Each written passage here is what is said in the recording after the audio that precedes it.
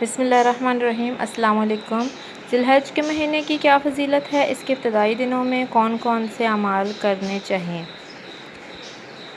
حج و قربانی کی مناسبت سے ماہ ذی الحج کو اللہ تبارک تعالیٰ نے اس قدر برکتیں اور سعادتیں عطا کر رکھی ہیں کہ آقا دو جہاں نبی اکرم صلی اللہ علیہ وآلہ وسلم کا ارشاد پاک ہے، پہلی رات کے چاند کے ساتھ ذی الحجہ کا آغاز ہوتا ہے، تو اس کی پہلی 10 راتوں سے ہر رات اپنی عظمت میں لیلۃ القدر کے برابر ہے۔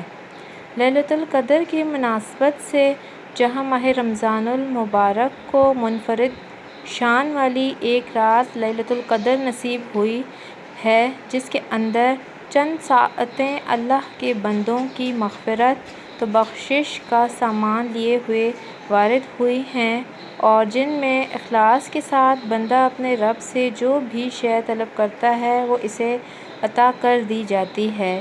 ادھر ماہ ذی الحجہ کی پہلی 10 راتوں کو عظمت و فضیلت کا وہ خزانہ عطا کیا گیا ہے کہ ہر رات ایک رمضان المبارک کی لیلۃ القدر کے برابر ہے۔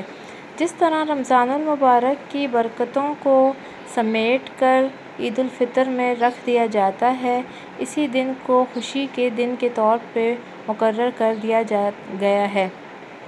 ان 10 راتوں کے اہتمام پر اللہ رب العزت نے عید الاضحیٰ کے دن کو مسرت و شادمانی کے دن کی صورت میں یادگار حیثیت کر دی۔ اس دن کو عرف عام میں قربانی کی عید کہتے ہیں۔